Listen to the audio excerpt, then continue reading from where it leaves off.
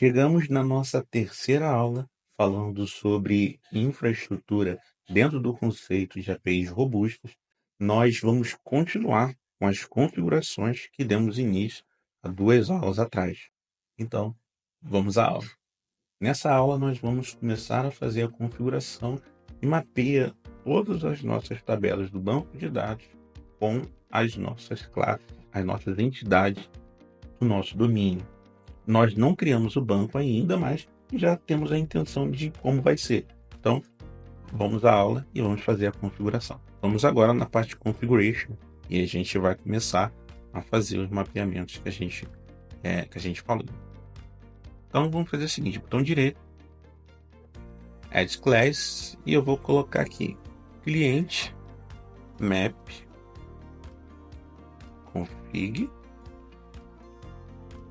e usuário map config. Usuário map config.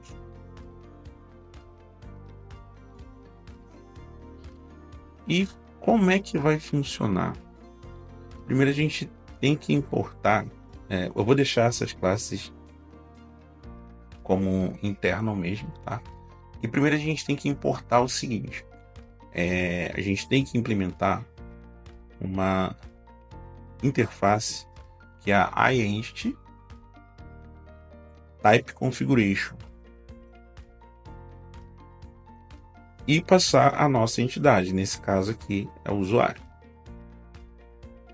só o usuário.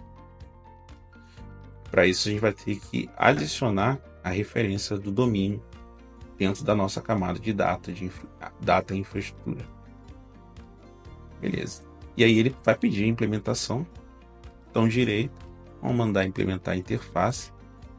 Cria um public virtual, tá? Virtual void. Eu vou deixar interno porque não tem necessidade de exportar para outra lib, mas aqui tem que ser public, senão o Entity Framework vai dar erro. Então vamos fazer o seguinte: vamos trazer aqui o usuário. Só para vocês verem, deixa eu voltar aqui, ó, como é que ficou, tá? A parte de interface e o construtor. A implementação do método configure. Então vamos lá. Usuário. O que o usuário tem? Quais são as propriedades para a gente mapear? A gente tem o ID, o nome, né? E-mail, senha, data de cadastro, data de atualização, né? Bem simples. Então, como que eu gosto de fazer? Tá? O que eu gosto de fazer e seguindo os padrões que o Entity Framework ele nos permite. Vou colocar aqui builder. Ponto. Primeiro, o nome da tabela. Vou colocar to table. E aí eu vou colocar o nome da nossa tabela de usuário db. Um sufixo db. Opa, deixa eu voltar aqui. E aí a gente vai começar a fazer as configurações. De cara, o Visual Studio já orienta a gente a implementar a REST Key. Então, realmente, a nossa key vai ser o ID. E o nome da nossa key, eu vou deixar ela aqui, ó, como hasName. O nome da nossa key vai ser primary. Tá? Vai ser primary. Perfeito. Agora nós vamos trazer as propriedades, configurar as propriedades. No builder.property e vou colocar lá x.id. Esse ID ele vai ser o seguinte. Ele vai ser o seguinte: column name vai ser usuário ID.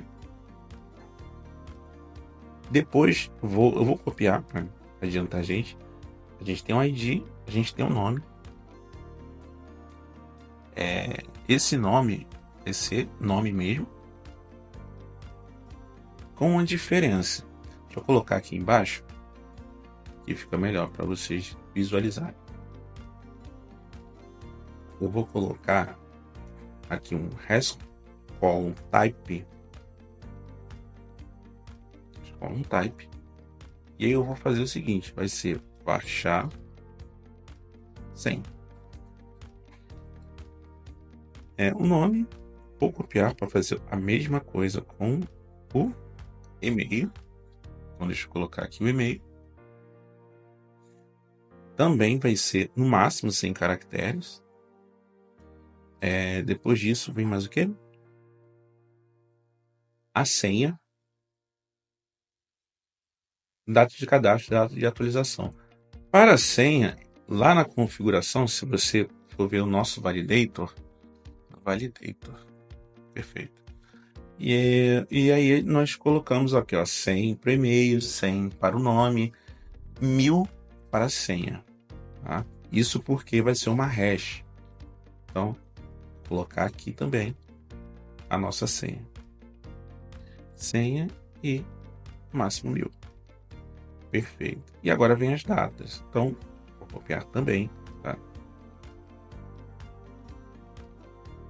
E vou fazer a data de cadastro como DT cadastro.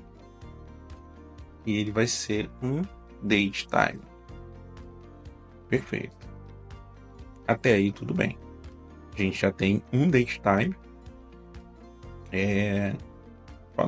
Colocando ele como data de cadastro. Às vezes você também fica de seu critério de colocar is required, tá? Ele é requerido. E aí, se por acaso for passado um valor que o Entity Framework não vai aceitar, o banco não vai aceitar, vai travar nessa parte de required. He is required.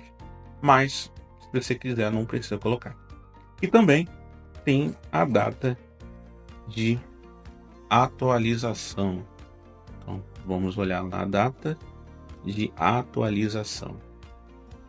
Vou colocar aqui, data de atualização, ele é date time. Então, com isso, eu acredito que a gente já tem as nossas propriedades, nós já temos, tá? Vou ver aqui, todas elas são 6 propriedades. Vou ver que todas estão aqui, né? O ID, o nome, o e-mail, a senha, data de cadastro e data de atualização. Com isso, nós fizemos a configuração e agora a gente tem que levar lá para o nosso contexto. A gente tem que trazer essa configuração lá para o nosso contexto. Então, vamos trazer para o nosso contexto. Vamos colocar aqui, lá no método que a gente vai subscrever, que é o override on model creating. Perfeito. E nós vamos fazer a configuração. Não é nenhum bicho de 7 cabeças, tá? A gente vai ter que chamar o model builder .apply configuration e nós falamos qual é a configuração que ele vai fazer, no caso new usuário map config. E com isso nós já temos a configuração da nossa entidade de usuário. Então, na próxima aula nós vamos fazer da entidade cliente. Um abraço, te aguardo na próxima aula.